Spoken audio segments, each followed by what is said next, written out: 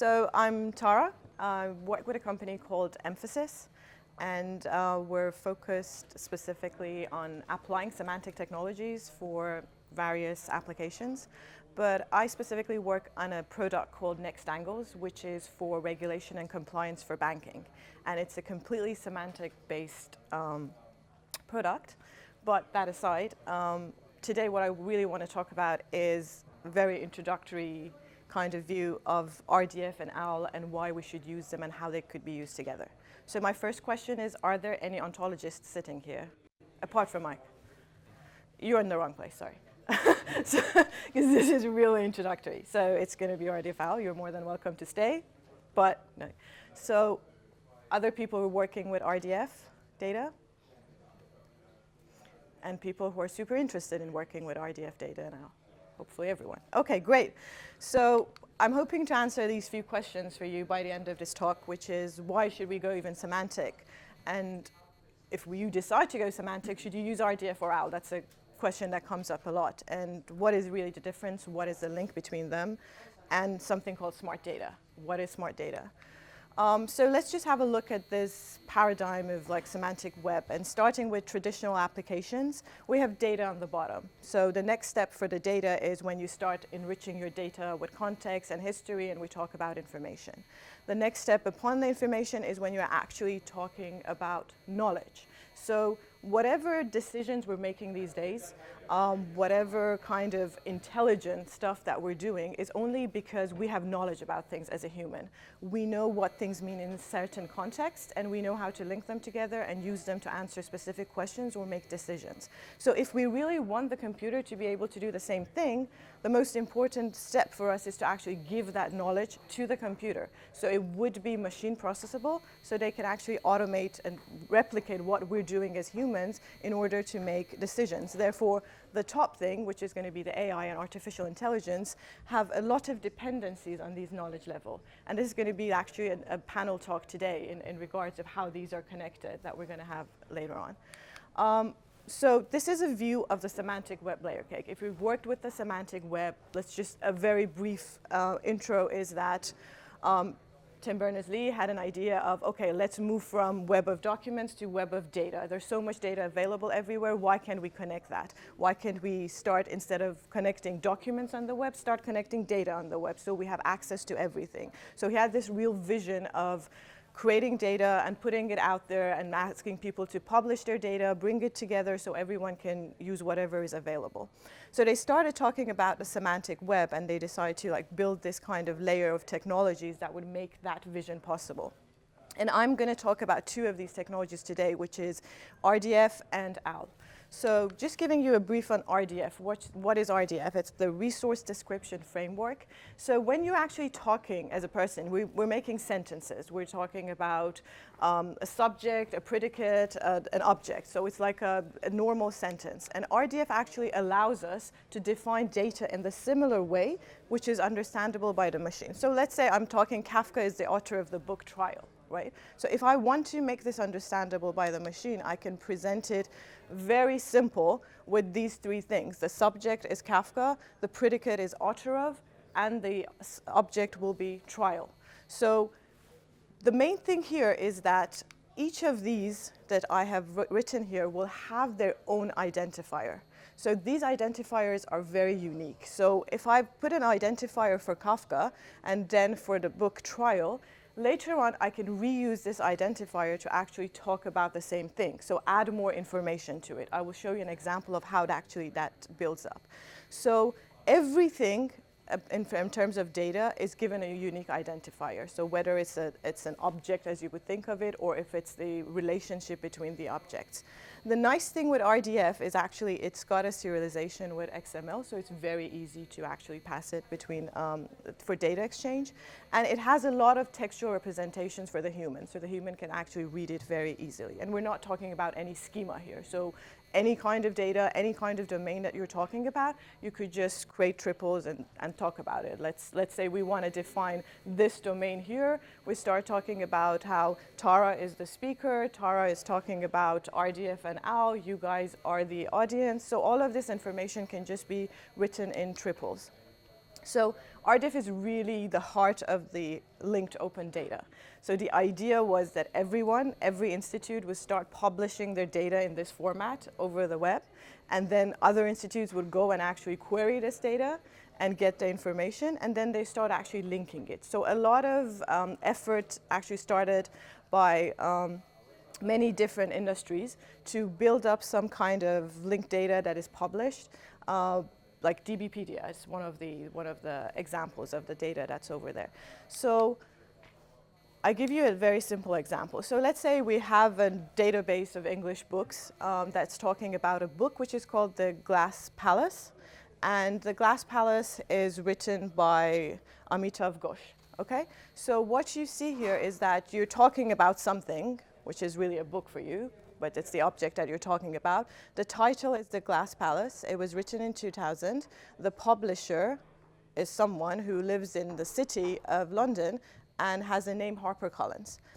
The book author is someone that's like, it's a note that we're talking about, but we have information about it. The name of that author is Ghosh Amitav, and he has a homepage, right?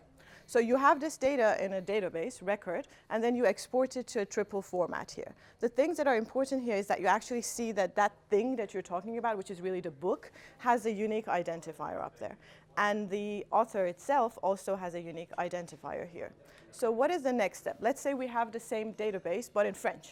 So the book has been translated into French. So we're talking about the book in French up here, and it's the author's name is Ghosh Amitav, and the translator is Christian Bess, and the title is Le Palais des Miroirs, which is the same thing. Now, how do I actually make these things work together? So if you look here, the identifier that's been chosen for the book within English and in French is actually the same. It's the same URI.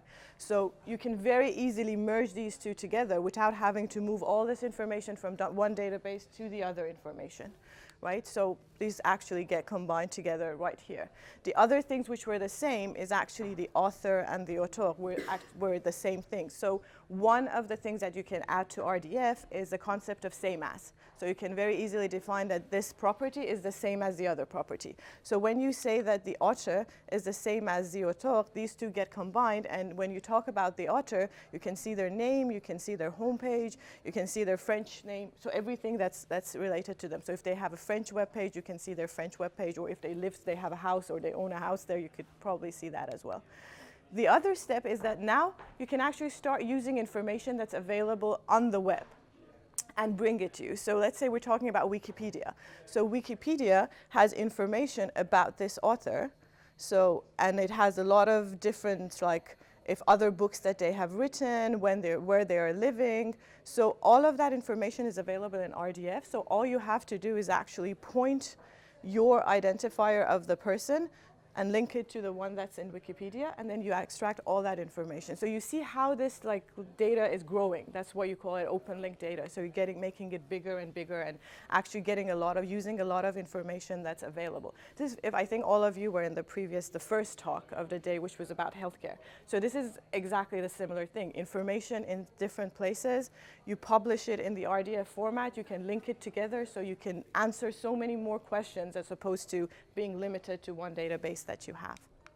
So now, let's go to ontologies and OWL. Let's see what's the relationship, what's the difference. So OWL is a web ontology language, and don't ask me why it's OWL and it's web ontology language. I have no idea. But what is an ontology? So the definition of ontology is a formal, explicit specification of a shared conceptualization. That's what Tom Gruber said. I'm an ontologist, and when people ask me, what do you do, which is very often, to be honest, I say I actually extract the knowledge from your head and model it in a way that's understandable by the computer, so I can automate the things that you're doing as a person by the computer. So that's really what I do. And so what does it mean? The ontology is actually something that allows you to define a domain, the concepts that are in a domain, and the relationships between them. Why is it useful, and why do we need it? Consider an enterprise, a normal enterprise. Think of all these different teams. When they speak different languages. They're talking about the same thing, they use different words. They use similar words, but they mean different things. Like the simplest thing that we've been seeing a lot is like when we work with banks. One says client, one says customer. it's the same thing. Sometimes it's not.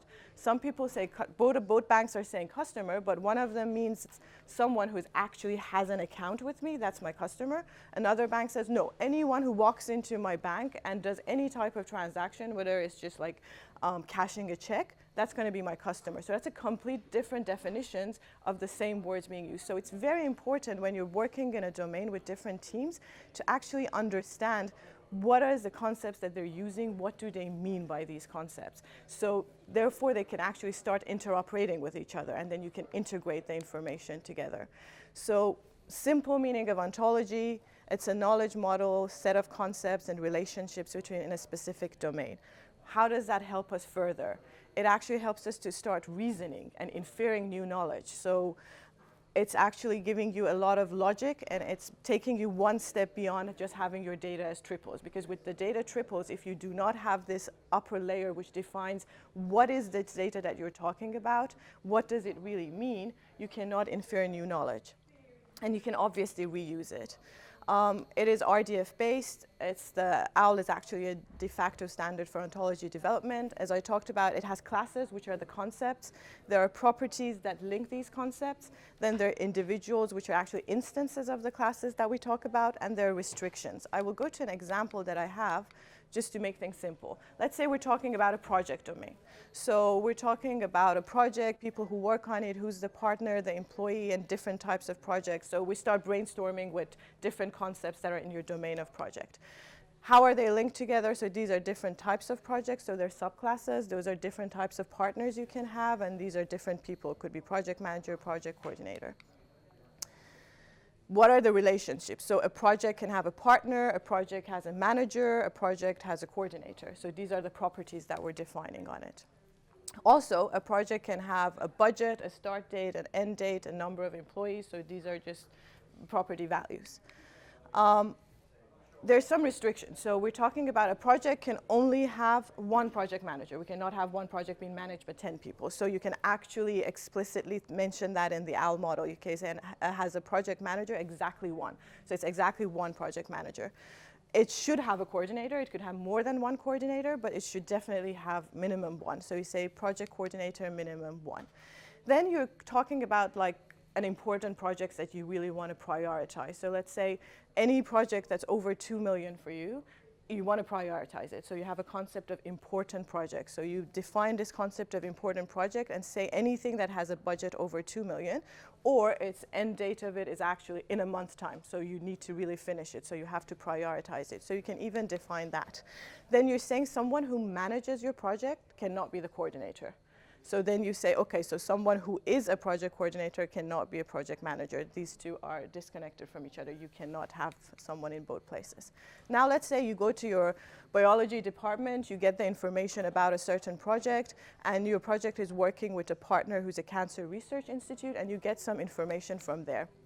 So what happens is information comes in here about your research project. It's called Cancer Research Project. It's Sam Cohen is the coordinator, and Sarah Smith is the project manager. And these are the other data that you have about this project. Now you go to Cancer Research Institute, extract their information, and put it in this model as well. So the industrial partner is the Cancer Research Institute. In that database, you have a project manager, John Stevens, and a project coordinator, John Stevens. So what happens? Immediately the system infers that this is an important project. Why? Because the budget was 3 million. So this was automatically inferred. You did not have to explicitly say that. So this is the inference and reasoning that's happening.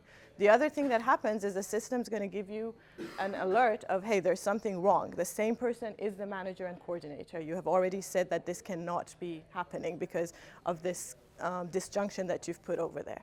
And the other thing is that we said a project can only have one manager, but here we're seeing 2 managers, so there's another problem. So you can identify all of these. You can start doing the reasoning and inferring new knowledge by just defining that model initially. So what happens when you're combining OWL and RDF? You're actually creating smart data. So by smart data, what I mean is that, yes, the computer is smart enough now to understand this data. So it can act over it. It can say it's wrong. It can say there's something wrong with it. It can validate it. It can infer new knowledge from it. So that's what we really call a smart data. And I'm going to skip this because I really want to show you an industrial use case of the smart data, which is what we've done in Next Angles. So it's a little complicated kind of thing, but I've picked a very small portion of it, which is regarding trade-based anti-money laundering. So that's one of the use cases that we have with the Next Angles platform. So what we are doing is we're trying to help the investigators who are looking at the trade documents to identify anything that's going wrong and any anomalies in the documents or any anomalies according to the trade rules that exist.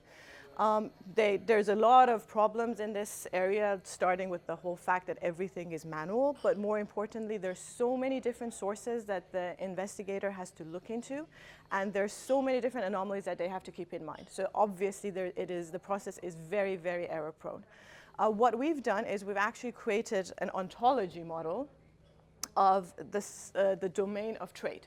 So this is just a small snapshot of it. There are a lot of legal documents when you're doing trade, goods trade. So you have bill of lading, you have letter of credit, you have invoices, you have insurances. I've just picked 2 of them here. And then you're talking about the vessel who's doing the shipping. You're talking about the people who are involved, who's the customer for you that is actually looking for the letter of credit. And each customer has their own profile, which is what's their business, what do they do, whether they have an account with your bank or they don't. So this is kind of a very small snapshot. Well, what happens is that you have so many sources in so many different formats. So there's the trade documents, it's transaction data, there's the CIS system. There's so much information on the web that you have to search and find it. So how does this model help you? What we do is actually, the system knows that we're talking about trade. So it knows what sort of information is required to do this investigation. It therefore interfaces with the sources that provide this information, brings them in, and maps them to the models that exist here. So these information are all coming from different places. But now you see all of them are completely interconnected here. So what is interesting here is I picked this example because it's a simple one, but it actually highlights something very interesting. When you look at investigators, they look at trade documents and start saying, for example, on my letter of credit, it says that the ship will go from port A to port B. Then you get the bill of lading and it says, yes, the ship went from port A to port B. So you're like, okay, perfect, nothing happened. However, you pull the information from the marine traffic website, which has tracked the ship all the way. And it says, yes, it started port A. It actually went to port X on the way and stopped at port B. So if you did not have that information, you would never know that there was a derouting happening here. And that's how actually the money laundering is happening right now, since it's one of the simplest examples. But a lot of people are missing this very little point of information to identify that something actually happened there. So this was like a very simple example. Just to sum up, so why should you go semantic? Do you want to present the knowledge about your data? You want to allow data integration from different silos? You want to bring intelligence to your system? Should I use RDF and OWL? They're completely different but complementary. So if you just want to link your data or annotate, use RDF. But if you really want to make your data smart, if you want to do reasoning, if you want to do inference, then you have to use OWL with RDF. So what is really the difference? RDF is to present data in triple formats and give it some structure and unique identifiers to allow the linking. However, OWL will provide you with a really rich vocabulary to add semantics and context and reasoning and inference. And smart data, yes, a data that can be understood by the computer and therefore allows for intelligent automation. So I'm going to stop here because I have 3 minutes and you can ask any questions that you have. Thank you.